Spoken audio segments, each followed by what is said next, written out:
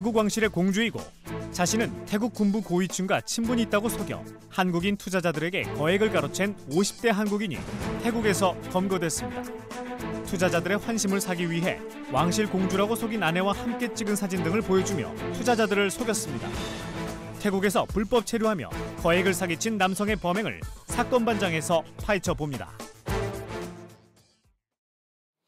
태국에 사는 50대 우리나라 남성이 투자자들에게 거액을 가로챘습니다. 이거 어떻게 된 일인가요? 사실 어떻게 보면 동화 속이나 이야기 속에서만 나올 수 있는 사건이 발생을 했는데요. 이제 윤 씨 55세에 되는 대한민국 국민인 윤 씨가 이제 태국에서 일으킨 사건인데요. 네. 태국은 보면 이렇게 남부 쪽에 이게 우물 이제 사업이 이제 이루어지고 있는데 송콜라주에 있는 하야시에 있는 600억대 이제 우물 파기 사업이 있다라고 이야기를 하고 이제 여러 사람들 투자자 3명으로부터 약 5억 원 가까이 이제 편취 사기를 했는 사건인데요.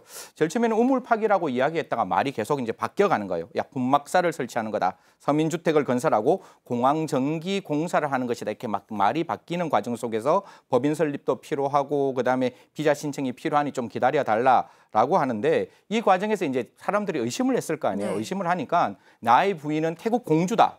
라고 이야기하고 지금 사실 태국이 이제 군부가 이제 어느 정도 정치의 중심적인 역할을 하고 있으니까 태국 군부에 있는 고위층과 친분이 있다라고 속였습니다. 그런데 이제 알고 보니까 태국의 불법 이민자였고 전화번호와 주소를 이제 자주 바꾸고 있는 네. 과정에 있었기 때문에 한국에 있는 태국 대사관에 있는 영사와 태국 경찰이 지금 이제 잡았는 것은 불법 체류와 그다음에 여권 미소지 혐의로 일단은 체포를 했습니다.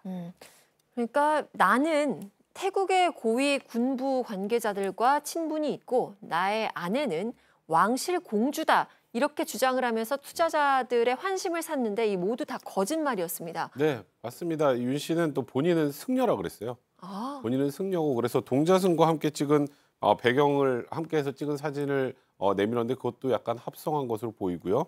또 말씀하셨던 것처럼 왕실 공주라고 속인 아내와 찍은 사진 등을 보여주면서 투자자들을 속였다라고 이제 대사관 측에서 밝혔는데 일단 좀 이상하잖아요. 딱 보기에도. 그러니까 중간에 투자자 중에 한 명도 좀 의심을 했습니다.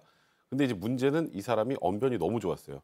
그러니까 듣다 보면 자기도 모르게 빨려드는 언변이 너무 좋은 데다가 그리고 조금 전에 말씀하셨던 것처럼 태국 고위 군부층하고 잘 알면 내가 경찰에 신고를 하면 저 사람을 잡는 게 아니라 나를 잡아갈 수 있다. 이런 공포심과 두려움을 느끼기도 했기 때문에 결국 이 문제를 더 이제 대놓고 말하지 못했던 것 같고요. 또 그 과정에서 이 윤 씨가 투자자들의 의심을 사지 않기 위해서 아내를 쭉 소개시켜 줍니다. 그리고 또 본인의 집에 머무르게 해주는 등 여러 가지 상대방의 믿음을 줘왔기 때문에 그런 이유 때문에 상대방들이 좀 어처구니 없지만 이런 내용에 속았던 것 같습니다. 네. 단편적으로 보면 권력 기관, 권력이 있는 사람들과 친분을 과시하는 건 사기 행각을 벌일 때 있을 수 있는 일. 그런데 나의 아내가 공주라고 내세웠던 것, 그리고 내가 승려라고 내세웠던 것에는 특별한 이유가 있을까요?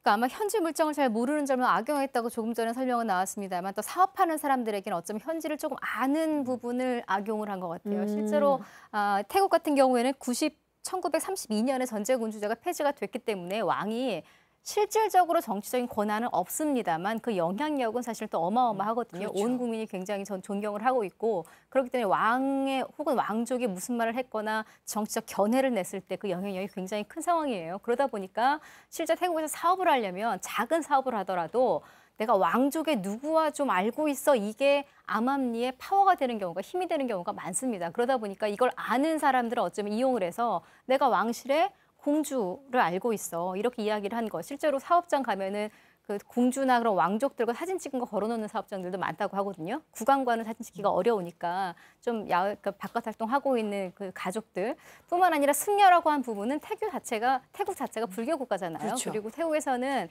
승려 수업 3개월에서 길게는 3년 정도 받는 승려 수업을 남성이라면 누구나 거쳐야 되는 통과 의례처럼 하는 일이라고 해요. 그러니까 본인이 승려라고 한 점, 그리고 아내가 태국 공주라고 한 점 모두 사업가들이 듣기에는 혹할 만한 것들을 다 내세운 거죠.